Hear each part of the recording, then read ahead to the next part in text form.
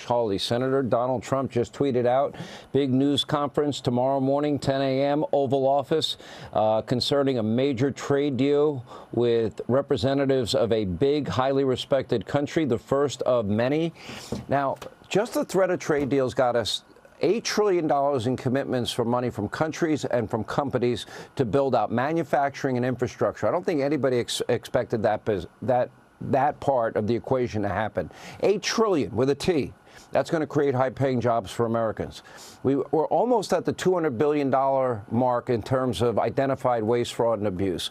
We also add to that, assuming we get the one big, beautiful bill passed, permanent tax cuts, no tax tips, Social Security, or on overtime. Add to that energy. Is that not a foundation for the strongest economic growth potential that we've ever had in our lifetime? Because I believe it is.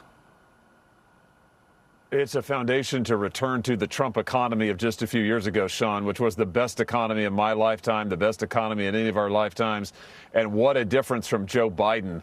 You know, I saw Biden complaining about Trump's first 100 days. I mean, come on. I would take Donald Trump's first 100 days over Joe Biden's 1,460 terrible days in office. Every day with Trump is a huge, huge improvement. And on the trade deal, since you bring it up, Sean, what a victory for the United States of America. We finally have a president who realizes we need a fair deal on trade. We've been getting ripped off by these countries, including our so-called allies. We have had our jobs taken from us. We've had our technology stolen from us. China cheats every day of the week and twice on Sundays. And now you have a president who is holding them to account and is getting deals, Sean. It's tremendous for this country. America's back under Donald Trump. Well, they absolutely are. But look at the mess that he was left. And then listen to Joe Biden's comments or Pete Buttigieg's comments. I just don't even think they know the damage that they incurred here at home.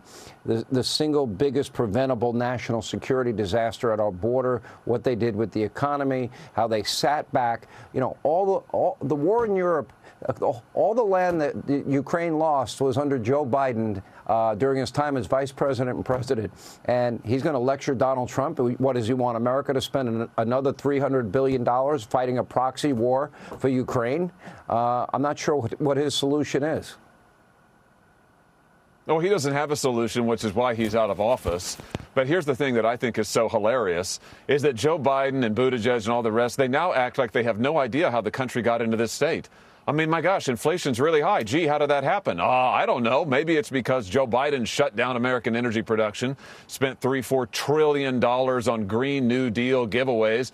Buttigieg acts like, how did the border get to be such a problem? I don't know. Maybe because Joe Biden opened it up and let every criminal and gang member come across the border. Donald Trump closed it in like 2 weeks flat. These people live on a different planet, Sean. They're totally out of touch with reality. Donald Trump is turning the country around in 100 short days, and that's why they're desperate. The Democrats are totally desperate. They're jetting around now to foreign countries to hold hands with terrorists. This is what they think is important. They're out of their minds.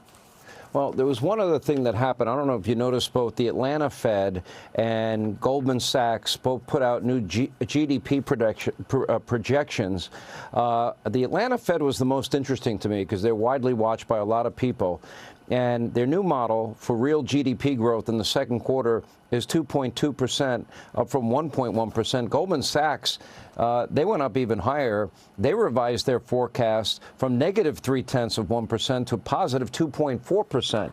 Is it finally sinking in that maybe taking the risk of challenging what is 50 or 60 years of institutionalized establishment thinking on being taken advantage of and ripped off on trade, that it would ultimately end in free and fair trade or reciprocal tariffs that would work? Yet I tell you what Trump has really done is he's challenged the conventional wisdom that we just have to accept American decline. Let's be honest. That was the Biden policy. That's what so many of these economists, we just have to accept we're only going to grow at 1% a year. It's just a slow decline. That's what it means now to be an advanced economy, blah, blah, blah. Trump doesn't believe any of that. He came right in and said, no way. This economy can grow much bigger, much faster. We can do so much more for working people. We can build more in this country. All these experts said, you just can't manufacture in America anymore. We just can't do it. Trump says, what do you mean you can't do it? Of course we can do it. He's challenging the assumptions. He's delivering, Sean, on his promises. That's why it's been such a tremendous 100 days. Well, a lot of people don't like to think anew, and he's a disruptor. And you know what? After 50, 60 years of America being ripped off systemically, maybe it's time for a different system and to challenge the old way. Hopefully, this announcement tomorrow will be the first of many. Thank you, Senator.